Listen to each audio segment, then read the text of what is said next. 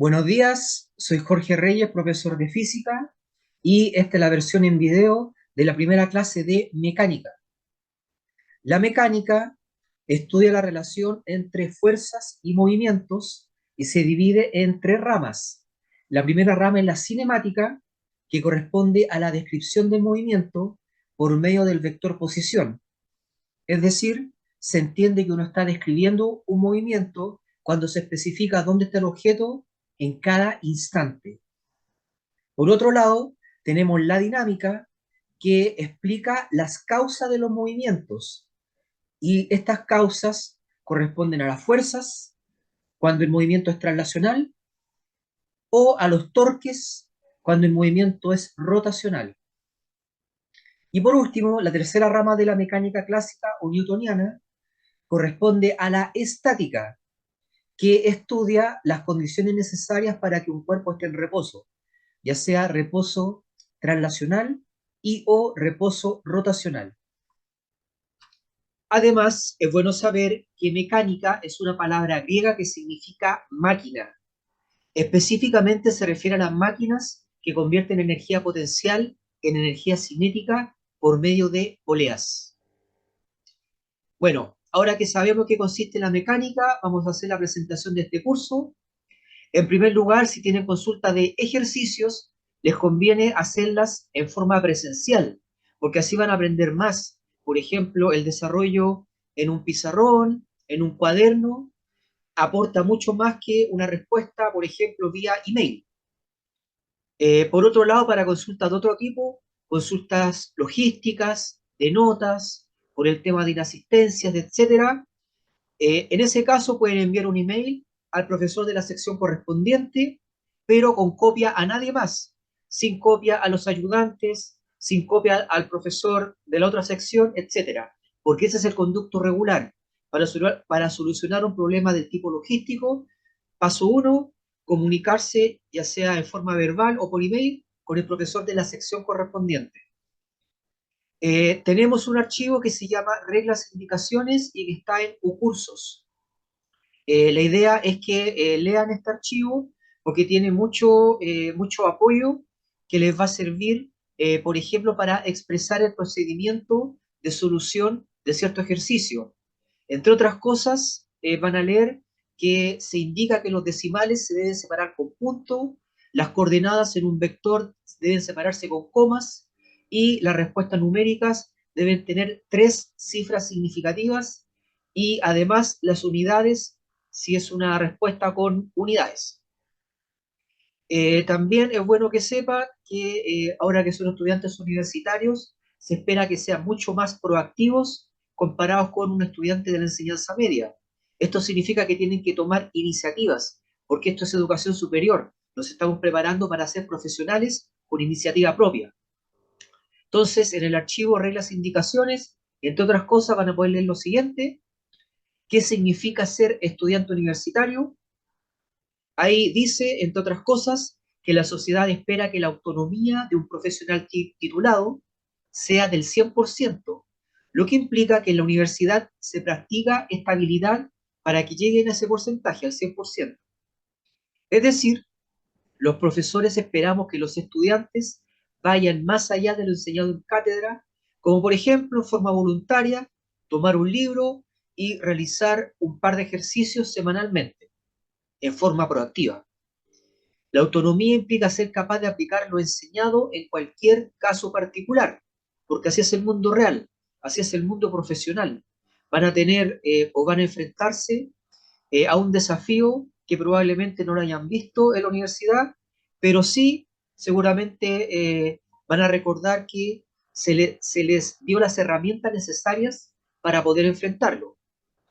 Lo que se garantiza en un curso universitario es que se entregarán todas las herramientas científicas que permitirán resolver casos particulares de una misma ley física, incluso si la situación específica es un caso particular inesperado. De hecho, lo normal es que sea algo inesperado, porque así se desarrolla la iniciativa y la autonomía. Tema aparte, también es bueno que sepan que los profesores no podemos responder instantáneamente las consultas por email, lo que implica que si nos envían una consulta tienen que ser pacientes con la respuesta. Tampoco lo hacemos en modalidad 24/7, ni tampoco respondemos los días sábados ni domingos. Así que les reitero, les conviene hacer sus consultas de forma presencial, porque entre otras cosas van a aprender más y van a tener la respuesta en el momento, ¿ya? Sobre las evaluaciones del curso, como podemos ver en la tabla de la derecha, la evaluación A1 tiene una ponderación de 11%, la A2 de un 29%, la A3, que es una evaluación de laboratorio, tiene una ponderación de 11%, la A4 una ponderación de 28%, el promedio de los tres controles una ponderación de 12%, y el promedio de 3 EPs, o sea, de 3 evidencias de participación en los laboratorios, tiene una ponderación de 9%. Lo que vamos a ver ahora es conceptos básicos de vectores, por el hecho de que el universo es tridimensional y para poder describir el movimiento en un espacio tridimensional necesitamos vectores.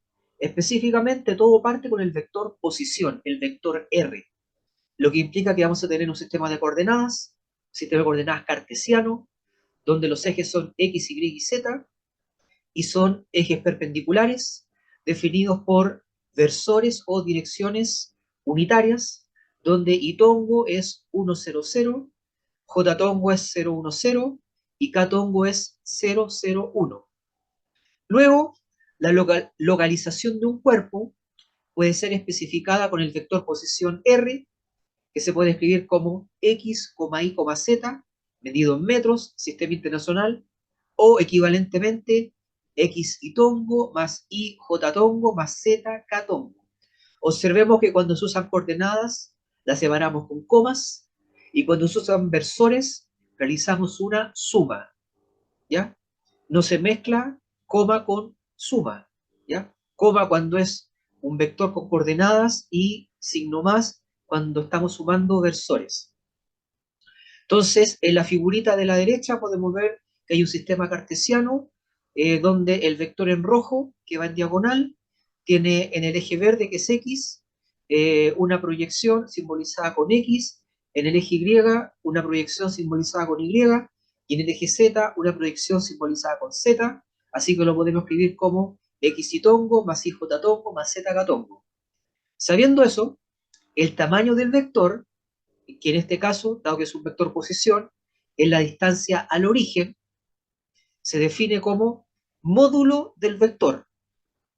Y también se podría decir valor absoluto del vector, pero más preciso, módulo. Y se calcula mediante el teorema de Pitágoras. Como pueden ver, el módulo de un vector equivale al vector sin la flecha, eso simboliza el módulo, y es la raíz cuadrada de x cuadrado más y cuadrado más z cuadrado.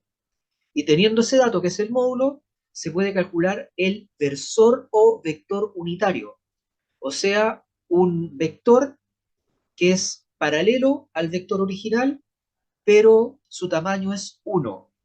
¿Y cómo conseguimos que un vector termine con un tamaño igual a 1? La respuesta es fácil, dividiéndolo por su tamaño. O sea que el versor R con el gorrito arriba, o R tongo, es el vector R partido por el tamaño o módulo de este vector. Y cuando ustedes calculen o expresen este vector nuevo, que es un versor, vector unitario, sus componentes van a ser las siguientes. En X va a ser igual a coseno del ángulo con el eje X. En Y, coseno del ángulo con el eje Y. Y en Z, coseno del ángulo con el eje Z. Luego, sabiendo esto, podemos realizar el siguiente ejercicio que dice, aplicación, imagine que la posición de un móvil en función del tiempo es igual a R de t, o sea, en este ejemplo, en este ejercicio, va a ser 5t al cubo más 1 en X, 2.3 seno de t en Y, 15 logaritmo de 7t en Z. Y esto está medido en metros. Con esa información determine la posición de este móvil cuando el tiempo vale 1.5 segundos. Letra B, la distancia al origen en t igual 1.5 segundos, o sea, el tamaño o módulo del vector. Y letra C, determine el vector cuando el tiempo vale 1.5 segundos.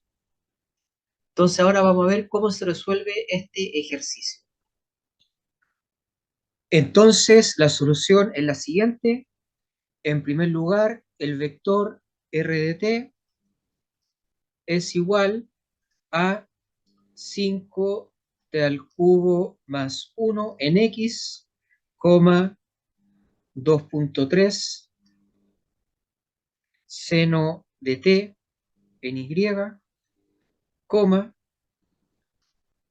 15 logaritmo de 7t en z, y esto se mide en metros.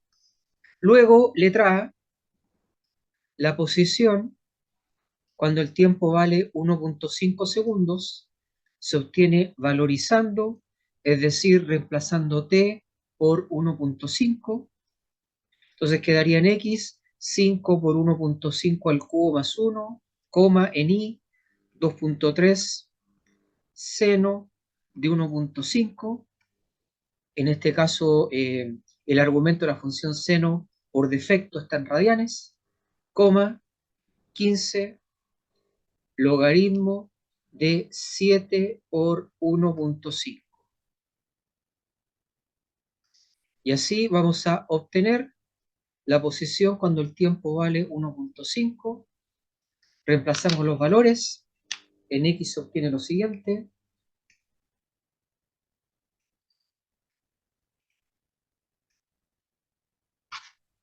En x vale 17.9. En y, recordemos que el argumento de la función seno es radianes. Entonces sería 2.3 seno de 1.5 radianes. Y se obtiene 2.29 en y.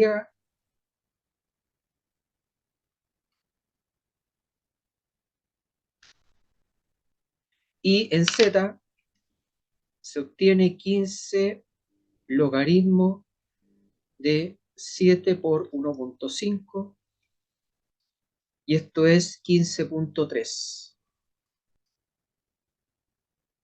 Y esto se mide en metros. Como pueden observar en la resolución de este ejercicio, las coordenadas las separamos con comas y los decimales con puntos. Letra B, obtenga el módulo o el tamaño del vector, simbolizado como valor absoluto del vector cuando el tiempo vale 1.5, o sea, el vector pero simbolizado sin flecha. Para eso usamos Pitágoras. Tenemos la respuesta en la letra A, cuánto vale el vector en t igual 1.5, así que repasamos los valores. X cuadrado más y cuadrado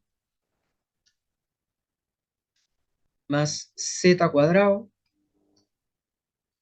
Esta sería la distancia al origen o el módulo. Entonces raíz cuadrada de 17.9 al cuadrado más 2.29 al cuadrado más 15.3 al cuadrado. Y esto es 23.7 metros.